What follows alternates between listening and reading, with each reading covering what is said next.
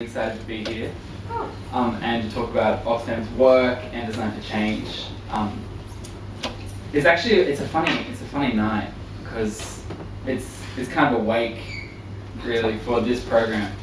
Kat emailed me a few weeks ago and she said, "Oh, we're doing this really cool thing and you should come and talk about design for change." And I was like, "Oh." So the design for change event was last night. So the program has run its course, and I was like, does that matter? And she's like, "Hey Joe, what's your password, bro?" Week 194. I got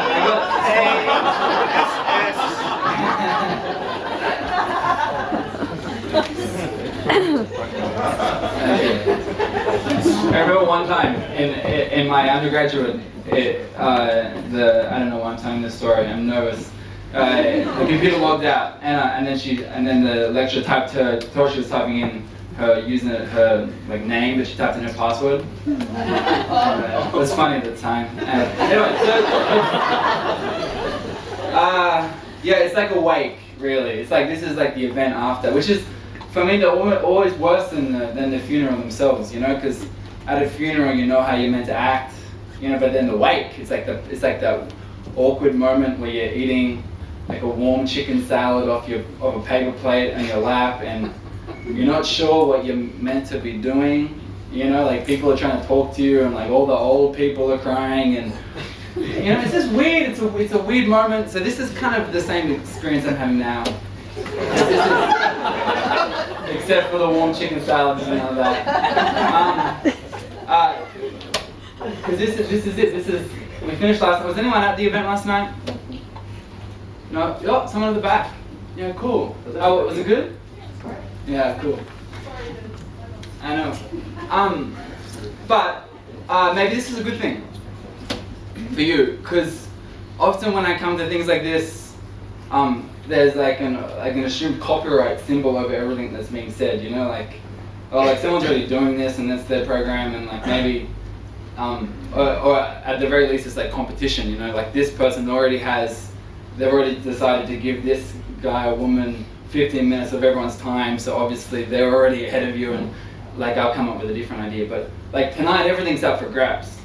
It's like a fire sale, everything must go. So like if there's anything tonight that you're like, oh, that's interesting, it's yours. You don't even have to ask permission. It's like it's yours straight away. I remember when my next door neighbor, I collected fossils as a kid, loved fossils, and he had the best. He was a creepy, weird old dude. Had the best fossil collection. And when he died, his wife, they were both really old. She came over and said, "I could take whatever," and I was like, I went over to the house and left with armfuls of the craziest, weirdest shit. So tonight's like that for you. Like you can take whatever you want. It's yours. Yeah. Hey, cool. So I work for Oxfam Australia. I'm the youth programs coordinator, so I kind of coordinate all of Oxfam's education work in high schools and universities, and I also do a lot of campaigning. So campaigns on climate change and aid, and labour rights. Specifically campaigns that are kind of like targeting under 30s. That's kind of how I spend my time. I thought tonight we would talk. I would just kind of give a heads up of where we're going to go. Talk a little bit about Oxfam, why design. Like 7 years is a long time. Like that's like long service leave time. You can clock out halfway. So that's a long time. So I talk about why design. And then talk a little bit about the program that we've been running, and then maybe the last bit is kind of a where are we now / maybe we can ask questions, and then we'll finish. And Joe, just holler at me when I'm getting close here. Hey, so and also I've got some notes. I haven't memorized it. It's not TED, so I'll just. TED. IxDA, what's that? Cool. So Oxfam is an international aid and development organisation. Oxfam Australia, we work in about 92 countries. We work with lots of people. Some of the main stuff that we do, and I think this is kind of important to give you a sense of why design. We respond when disaster strikes by delivering crucial food and hygiene kits. We rebuild infrastructure. And we also partner with marginalised and vulnerable communities in long-term development projects. And they're often the same kinds of communities that are wiped out when disaster hits. And so we work with communities to help themselves out of poverty. In terms of in Australia, we raise money and awareness. That's probably like you've probably been like hustled by an Oxfam fundraiser on the street, you know, wearing a bib and a bucket and trying to get your money. But so in Australia, we raise money and awareness, and we educate on issues. And like as awful as that experience is of someone with a bucket in your face, like we provide ways for people to really tangibly take an action that in that moment, you know, reverses some of that structural inequality of just transferring wealth and just saying I have money because of where I live and I'm going to give it, you know, because it's a good thing to do. But we also campaign to change the conditions that force people into these situations and increase inequality in the first place. Namely, we push those with power, whether they're national governments or international companies or institutions, to change. And we know that these institutions change when the public, either as a consumer or a voter, change their minds. So all of our campaigns on climate change, aid levels, in Indigenous health, inequality, are about challenging big, entrenched ideas and stories. And they're about shifting the center of public opinion.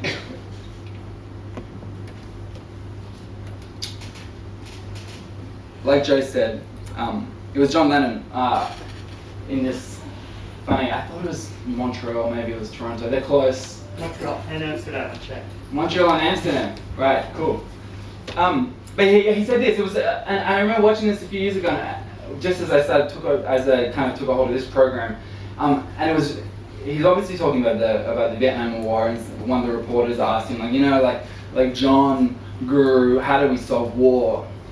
And he said, we've got to sell alternatives. We need to sell different alternatives. And the full quote is, he says, we need to sell alternatives so that, and excuse the gendered patriarchal language, until the housewife feels like she has an alternative to the war in Vietnam. Which I thought was such a fascinating take on what activism is. He's like, you know, it's about selling, and it's about competing, and it's about having a louder voice than the voice that's currently selling war and the destruction of the Indonesian and Cambodian people. So activism, when it comes down to it, is selling ideas that will hopefully shift the center of public opinion, like I mentioned before. A really good example is this new campaign that's just launched that Oxfam is a part of. It's a huge coalition piece of work. This kind of replaces Make Poverty History, which was the coalition piece on aid for a long time. This is a good example, I think, because aid is in a terrible, terrible position at the moment.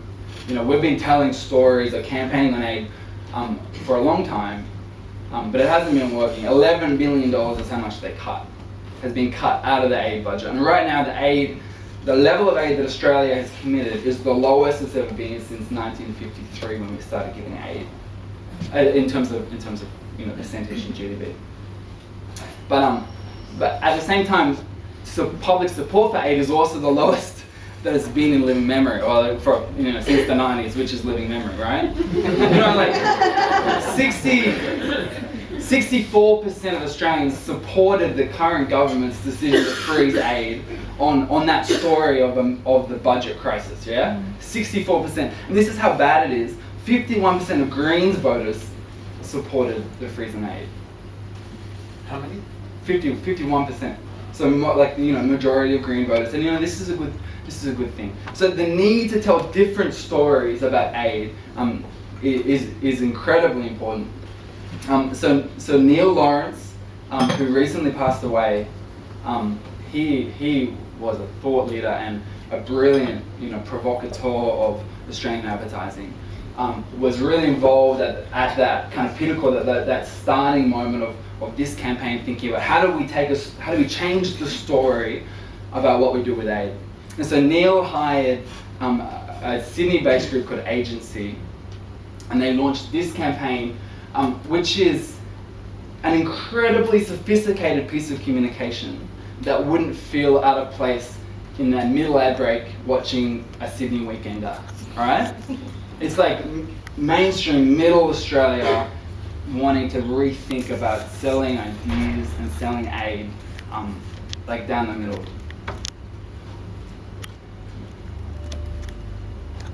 And so why designers?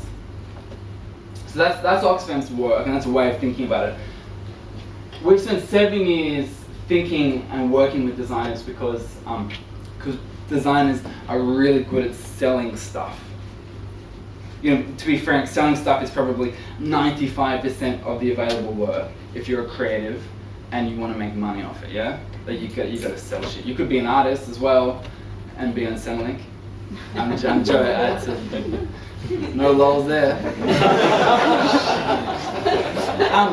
No, but that's fine. It's fine. It's good to sell service, and there's nothing wrong with helping a business owner sell their product. Like that is a good service.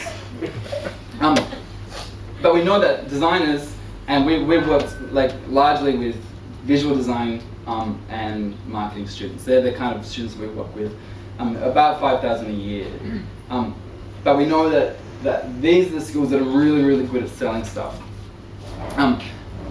Robert Glasser, who knows who Robert Glasser is? He's a New York-based designer. He created the I Heart New York logo, and also redid the New York Times. The man is a demigod. And he said that designers are called upon to make routine decisions regarding scale, color, image, things that might seem insignificant, but will inevitably affect behavior in some way, either positively or negatively. A few of the examples that he gives, and they're a little bit negative, but go with me. He says, an elegant logo can legitimize the illegitimate. Like, imagine being the guy that designed the Enron logo. Like, do you take that shit off your website? Like, it's a beautiful E, but like, he says a beautiful package can spike up the sales of an inferior product, or an appealing character can convince kids that something dangerous is essential. And this isn't rocket science, yeah.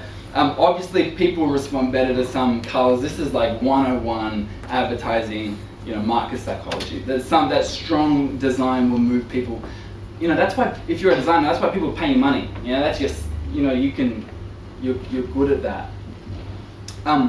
But I think that Glasser's point is that, and what I kind of want to talk about a little bit, is that design is far more than a service industry. That the medium by which we communicate ideas, design, is communicating ideas as well. So excuse the first year arts degree quote, but Marshall McLuhan's quote, "The medium is the message," I think is undeniably true for designers. I think this is true for UX, I think this is true for visual design.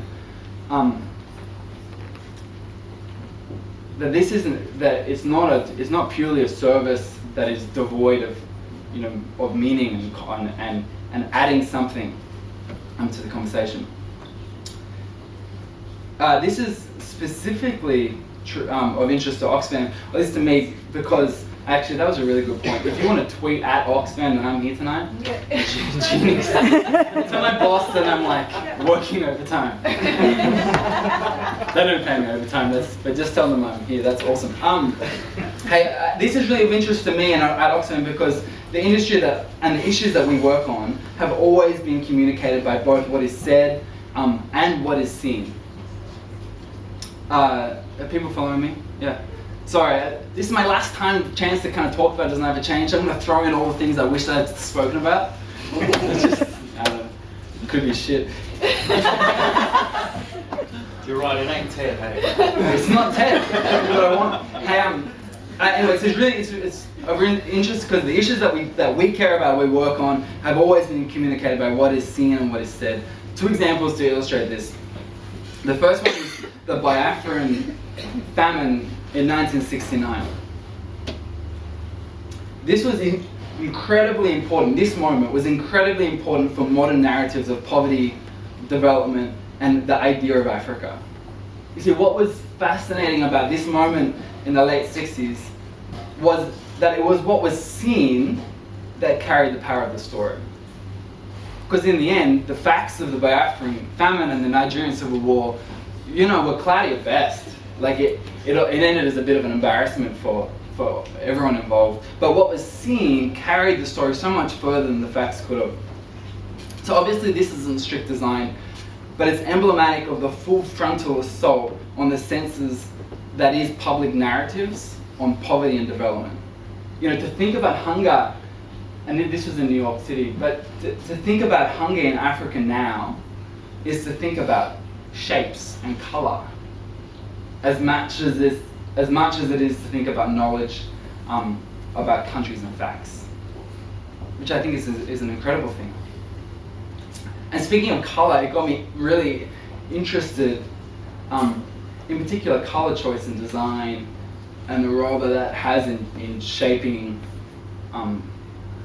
ideas and selling ideas. So I kind of did some Googling. I was interested, and I came up with this whole ream of information and ideas, particularly around colour and how it creates ideas of people. I found this really incredible article by Johanna Londono called "A Colourful Aesthetic of Poverty." I'll just read it to you because it's beautiful and it's really interesting. She says that, and obviously colour, design, like it's like building blocks stuff. But she says this, she says that an aesthetic of vivid colours has been crucial to rendering Latino subjects. So she's talking about Latin America. She's rendering Latino subjects knowable and culturally manageable. The colourful aesthetic constructed, by which I mean mostly colour, but also an effective sense of colour, is often linked to place, racial and class references that provide an otherwise abstract aesthetic with a certain legibility. So she's talking about anthropological documents, like the people will write, like, this is what I think about the people in Colombia. And then it's the role of the designer and color choice and this tone and the saturation levels. She's saying they're the decisions that have shaped public perceptions about, the Colombian people or people from Guatemala, as much as what was written in the paper. So an incredible power is in the role of designers. And a big responsibility. And this is nothing new, yeah? Like, people have been throwing shit at people in advertising forever. Yeah, that's not novel. If you're selling Coca-Cola, you're selling Coca-Cola. Like, you can't get around that. But I don't think that puts you out at a very helpful place. And it's a place that we've avoided the whole time that we've been running Design for Change. Because we know that every year 10,000 students graduate design or marketing or comms courses. And they are some of the most potential and the most potent storytellers and sellers of incredible ideas that this country has. And so being put in a place where you have to make black and white decisions about whether design is good or whether design is bad, design is, that's just a terrible position to be in. And it's a position that we've avoided the whole time. Because helping businesses sell their products is a good thing. And Milton Glaser helps here. He says that the general perception I have is that design can function in culture and has a social role that cannot only be about selling goods. So Milton's like, selling goods is good, but design has to do something more. It has to function, it has greater potential than just selling goods. And so for the last 7 years, this is what we tried to do. We try to turn design students and comms students onto the idea that their skills can do something more than just sell toothpaste or deodorant. But the other thing that is important, and I'm just gonna run through what the program's done and then I'm pretty much finished, is that this is kind of representative of and apart from your course at New South Wales University, which sounds amazing, this is the picture I chose to try to talk about where some of the critical thinking. This is the landscape of Australian tertiary education from the feedback that we get from students, that it's been strip-mined of its critical thinking. That as universities become more and more commercialized and corporatized, it's not the 60s anymore. A student goes to university and they get exactly only what they need to do the job, and then they get kicked out. And we've talked with hundreds and hundreds of students and academics that said this is their experience, especially of skill-based learning. That you enroll in an arts degree or something, yeah, you'll talk about code and blah blah blah blah blah. But especially design, like there's just no room. All of the fat's cut out, and they get kicked out. 3 minutes, cool. So at Design for Change, we were trying to fill the gap and provide opportunities for students to do their skill-based learning and then think critically about some of the stuff that we've just been talking about. So just in finishing, this is a bit of the structure of what the program did. It came out as a triangle, so we Illuminati, lol.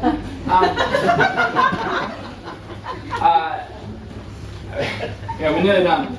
So the way that it worked is like, so we spent a lot of time with students on process, thinking about, so we work with 5,000 students a year in universities in Melbourne and Sydney.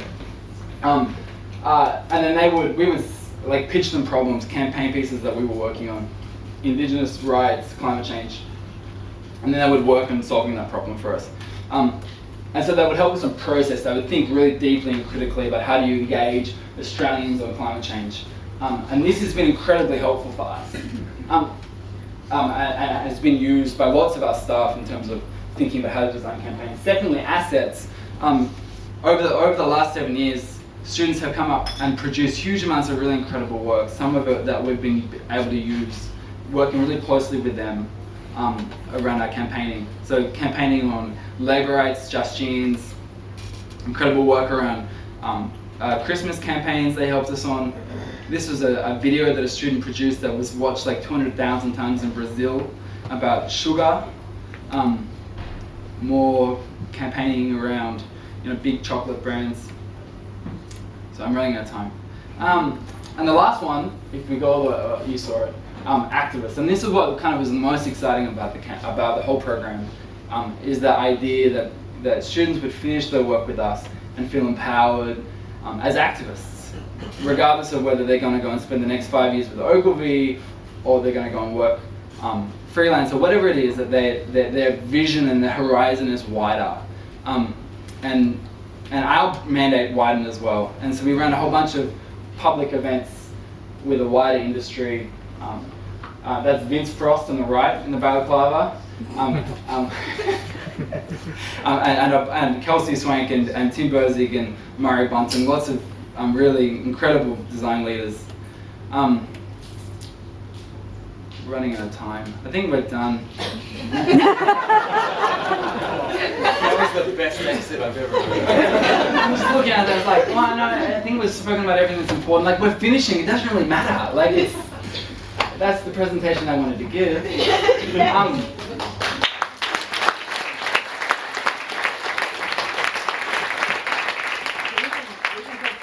some time for questions. Definitely. That's why I wanted to leave time for questions, because usually this is where Maddie runs in and he's grumbling. Tapping the foot. And so I definitely wanted to leave time for some questions. But I don't see any hands up. Yeah. My question for you, so you said that you're going to talk about like what's the next conversation that we're having from here. Yeah. So I know that there's a lot of people in this room who've got the sorts of skill sets that you might be interested in. How can they help you take this forward? Yeah. Or if they wanted to, what would they do?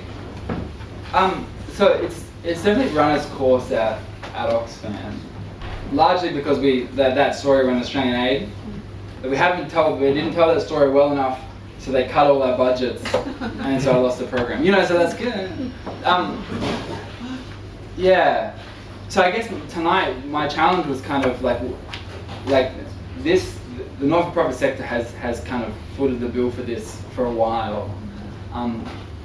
And we've been really encouraged by the universities that we've worked with that have really started picking up. Like RMIT just got their second round of funding to run a compulsory design for change course with their visual design students. Around this stuff built, and it was written in relationship with Oxfam. So which is really cool, and Billy Blue have been incredible, and they're really excited about what they can do. So it's kind of us like kind of saying, passing the baton, to use a terrible analogy. So If people wanted to use this, could they come and get it from you? yeah, I don't know what they'd be taking. Like it's know what I mean? Like it's just saying that young designers need to be engaged with critical ideas. And I think like tonight is a really good example of something that fills that strip mine of of a space which uses design language, and the design students would feel if they sat through the Selena's talk at the beginning, that's doing exactly what we wanted design to change to do. So. Yeah, one thing I did notice is tonight we probably actually hit capacity, because usually we're like running around 80 or 90%, but I think we managed to keep it around about 95, 98%. So obviously this is a really passionate topic in general, because basically we had to turn away more people than actually showed up. Yeah. So it is obviously it's like, I think everyone can pull out their smartphone and look at about 6 apps that do things like, tell you how to calculate a tip, or other like really highly useful things that weren't already covered by the calculator. Who needs help working out 10%? I mean, really. Cut a 0. More questions? Yep. Just on that. Hold on. I just recently watched an awesome talk from Mike Montero. That's the Silicon Valley, I think, or LA designer. So it's called How Designers Destroy the World. And it's really, really similar to what you said, but kind of like he has experience not just designing things, but running a business as well. So I just highly recommend to watch this. Mike Montero? Yeah. Yeah, cool. Thank you. I'm just like Mike. So.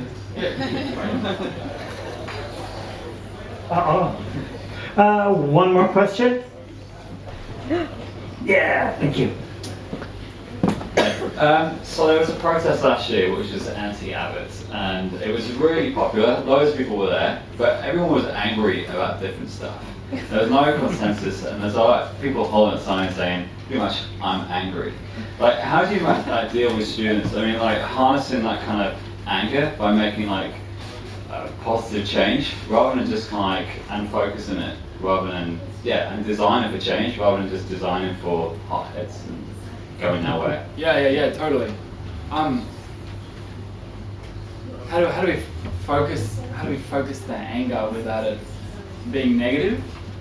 Yeah, I mean, there's so many issues at the minute that if people can't get kind of on the board and find something to barrack against, then what are we doing wrong, really? Well, I guess like one thing we do about that is we try to say your design skills are a way for you to express your dissatisfaction. Like there's this idea, I think, that if you care about political issues, you need to go and do an arts degree or study IR or politics or something. Like you need to go and do that and not be creative, because there's nothing in creativity for you to, be seriously politically engaged. That's what I did after my first degree. I was like, I care about political issues, therefore I should go and study politics. Instead of going, oh no, I care about political issues and I'm going to go and use design or X, Y, and Z to create change. So we kind of encourage them to say, like, if you care about this stuff, that's awesome. Like, use what is in your hands, use your capacity to design posters or to engage that way. And I think that's I think a really positive way for them to express how they're feeling. And then also not go and do a useless degree. They can do what they're really good at, which is great. We're coming down there. Thanks very much, James Dunlop.